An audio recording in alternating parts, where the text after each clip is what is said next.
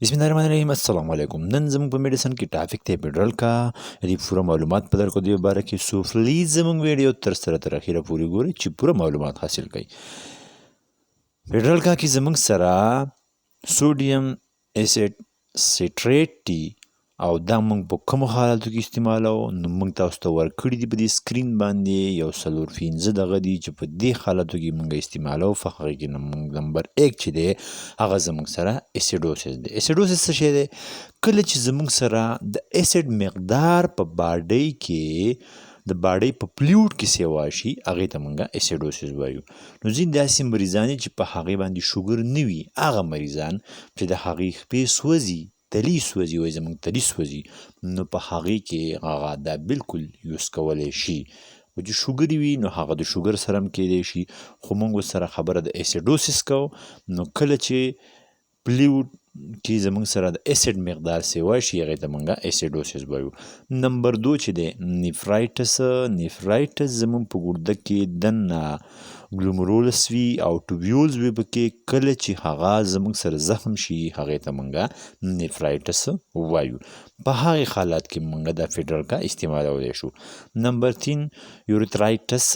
یوریترایټس څه ته وایي؟ کله چې زموږ د یوریترا انفلمیشن وشي هغې ته موږ یوریترایټس وایو. د دغې علامات به څه وي چې زموږ د یوریترا انفلمیشن شوی دی نو موږ سره به متیازې موږ ډېر په مشکله باندې کوو چې کوي ډېر زیات په مشکله به یې کوو موږ ته به سخت تکلیف وي په متیازو کولو کې.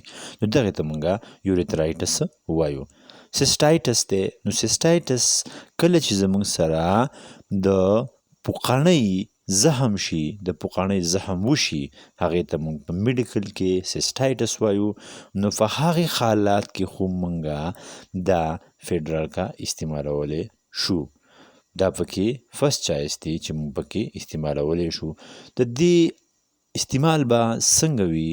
نو د دې استعمال طریقه دا ده چې دا به موږ یا په اوبو کې استعمالو یا به یې څه په جوس موس کې موږ استعمالو او سکو به یې ډایرکټ به یې موږ نه سکو. د دې څکل لږ مشکله وي. کوشش به کوئ چې دا به په څه کې ډیسالو کوئ او سکی به یې که هغه جوس وي که هغه اوبه وي. خوراک د دې څه چې د 6 کالو نه په کته وي د هغې دپاره د چمچ 3 حساب 3 ټیمه او کوم چې د 6 نه واله د 12 کالو پورې وي د هغه دپاره زموږ سره یوه چمچ ته او د دې نه چې په بره باندې وي نو هغه یوه نیمه چمچ او کوم چې ایډلس دي نو هغه 2 چمچې 3 ټیمه په ګیلاس اوبو کې به یې سکي او استعمالوي به یې. یو بوتل به د انشاءالله ختموي. د دې سره به د ده دا کوم مسله چې ده دا به ورسره حل کېږي. دې سره ډاکټر نور دغه هم ورکوي انټي بایوټکس میډیسن ورسره ورکړي وغیره. خو د دې سره پوره د متیازو سوی چې دی د متیازو کول چې یو سړي ته تکلیف وي هغه پوره کمیږي.